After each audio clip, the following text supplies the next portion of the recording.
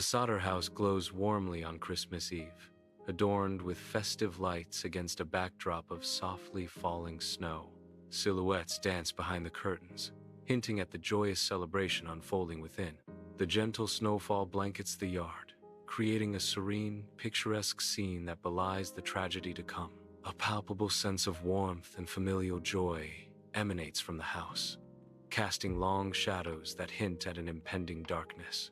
In the dimly lit kitchen, Jenny Sodder stands frozen by the counter, a dish towel clutched in her hand. The shrill ringing of the telephone pierces the quiet, slicing through the stillness of the night. Jenny lifts the receiver, her voice trembling slightly as she answers. "Hello?" A distorted voice echoes through the line. "Is this Walter?" A fiery nightmare unfolds as flames violently erupt from the Sodder house, painting the night sky with destruction.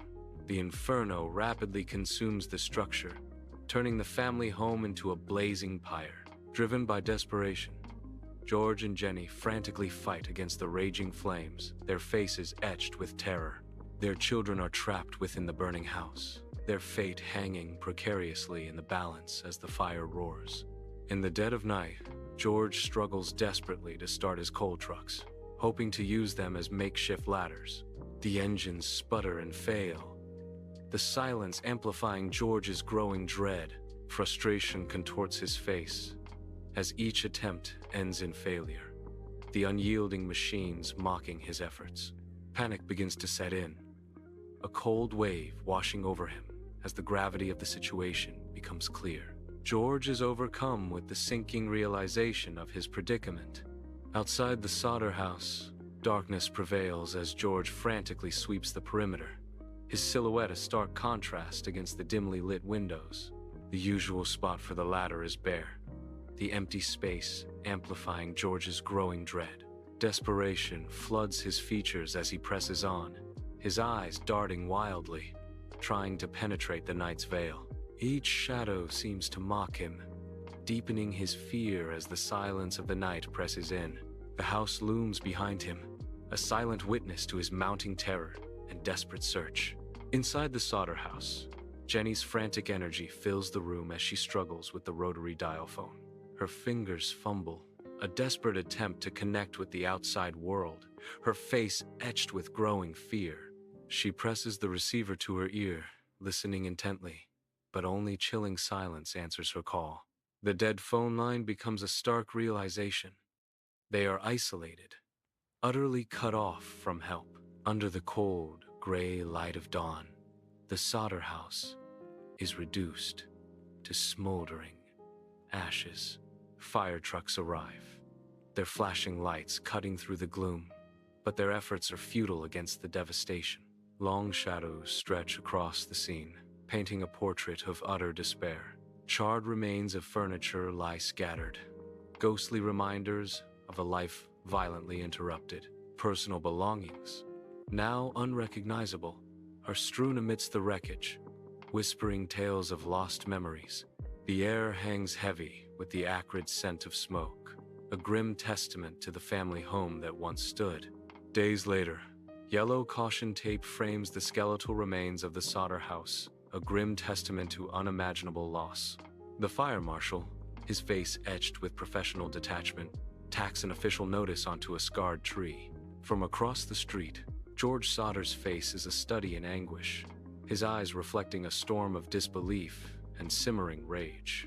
The fire marshal declares the cause as electrical failure, a dismissive label that fans the flames of George's fury. The case is closed, the official report states. A cruel finality that George refuses to accept, his heart burning with unresolved questions. In the cozy kitchen, the scent of stew mingles with unspoken tension as George faces a traveling salesman. The salesman gestures wildly, his voice rising with conviction.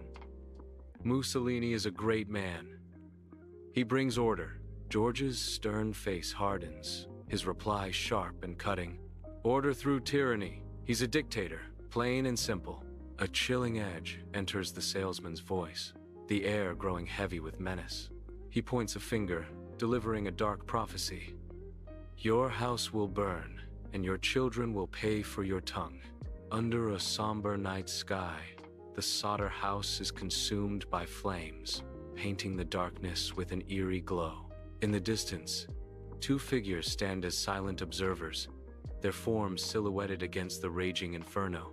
The flickering light reveals a chilling detail. One of the figures bears a striking resemblance to a known mafia member. Their presence casts a sinister shadow over the tragedy, suggesting a darker motive behind the devastating fire. Days later, firefighters pick through the charred remains of the Sodder house, ash swirling around them. The scene is one of utter devastation, the skeletal remains of a home against the vast sky.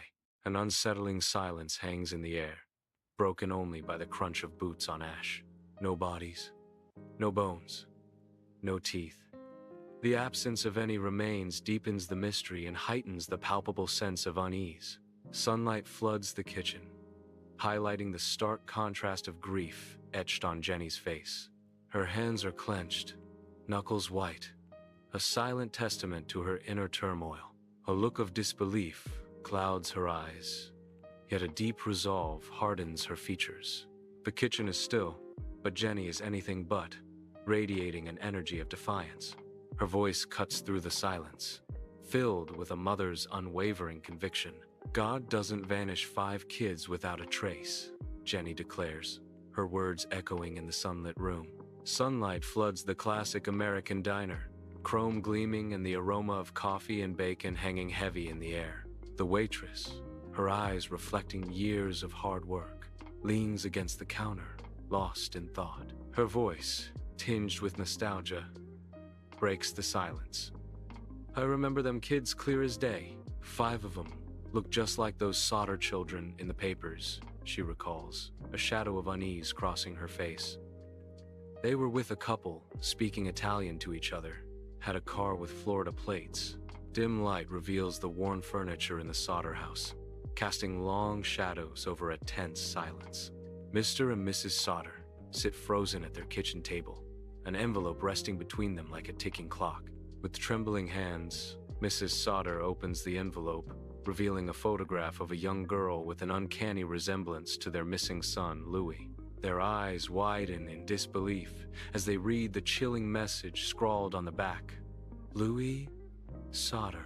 Sunbeams cut through the blinds of the detective's office, illuminating swirling dust motes and casting long shadows across the cluttered space. Files teeter precariously on overflowing shelves, hinting at countless unsolved mysteries and forgotten stories. The air hangs heavy with the scent of stale coffee and unspoken regrets, a testament to long hours and bitter disappointments. A family sits across from the detective, their faces etched with a fragile hope that begins to waver under the weight of unspoken words. The detective shakes his head, the subtle gesture extinguishing the last embers of hope in the family's eyes. In a sun-drenched hospital room in Italy, a military nurse lies pale and frail upon her bed. Sunlight illuminates the room, revealing dust motes suspended in the air like tiny secrets. Her trembling hand clutches a worn photograph, a relic of memories and untold stories. A disembodied voice echoes through the room. She claimed to have treated the Sodder children, who were hiding in the mountains. The photograph in her grasp tightens as the weight of her knowledge becomes unbearable. The voice continues, tinged with foreboding. She dies mysteriously before investigators can interview her. Beside the highway, George strains against the immense weight of a metal billboard. The billboard groans under the pressure as he fights to raise it higher. Towering above the road, the faces of his missing children loom, their images a haunting plea to the endless stream of passing cars. Bold letters declare a reward, a desperate beacon of hope amidst the relentless traffic. The billboard stands as a stark monument to loss, a silent scream in the face of indifference. Sunlight floods the Sodder house, illuminating dust motes as Jenny sits amidst a sea of papers. Her expression is focused, a beacon of resolve against the odds.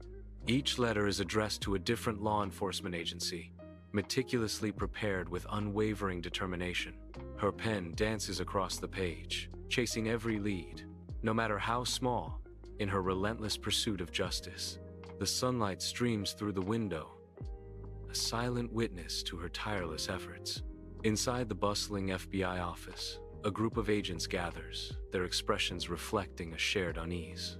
At the center of the table, a single letter rests, its stark white envelope addressed to the Sodders. The postmark reveals a distant origin: Sicily, Italy, a land of sun and secrets. Each agent leans in, their gazes drawn to the foreign script and unfamiliar stamp. Fingers trace the paper's surface, noting its unique texture, a subtle clue from across the ocean. The composition of the paper hints at its Sicilian origins, a silent testament to its journey. Fluorescent lights hum over the busy FBI office, casting a cold, sterile light on the agents' faces. Papers shuffle and files close, the mundane sounds echoing the crushing weight of a case being shut down. Time, the silent justification, hangs heavy in the air as hope dwindles. The Sodders are devastated. A voice cuts through the sterile environment, a somber echo of their loss. Sunlight floods the apartment, each dust mote a tiny dancer in the golden light. Sylvia Sodder, an elderly woman, sits amidst a sea of memories, photographs and faded newspaper clippings. Each wrinkle on her face tells a story of years spent searching, years spent longing. Yet, her eyes still burn with an unquenchable fire, a spark of hope refusing to be extinguished. After all these years, I still believe they're out there, somewhere, Sylvia whispers, her voice filled with unwavering conviction. Under the open sky, workers meticulously unearth the secrets buried beneath the Sodder property. Beneath the aged floorboards, they discover a hardened lump, a dark relic of the past. The substance, thick and viscous, hints at a sinister truth, an unmistakable accelerant. The favored tool of mafia arsonists comes to light. The unearthed evidence casts a long shadow over the Sodder family's history. In the Sodders' bright kitchen, George slams his fist on the table, his face flushed with fervent conviction. His impassioned voice fills the room as he vehemently argues against Mussolini's policies. Around him, the faces of his family reflect a mix of concern and unease at his outburst. The kitchen air crackles with the tension of clashing ideologies and familial worry. Under the soft glow of museum lights, a simple shoebox rests on a pedestal, labeled only as unidentified artifact. Inside, nestled on velvet, a dark, oily lump of bunker fuel gleams faintly, its secrets closely guarded. Its dark surface hints at unknown origins, a silent enigma in the otherwise ordered hall. The mystery of its purpose hangs heavy, an unsolved puzzle for the curious eyes that gaze upon it. Under a somber December sky, mourners gather at the empty plot where the Sodder house once stood. Flowers are gently laid upon the earth, each bloom a silent wish for the missing Sodder children. The camera ascends, drawn towards the heavens, vast and uncaring. The sky stretches endlessly above, a cold reminder of the unsolved mystery. The fate of the children remains unknown, lost in the silent expanse between earth and sky.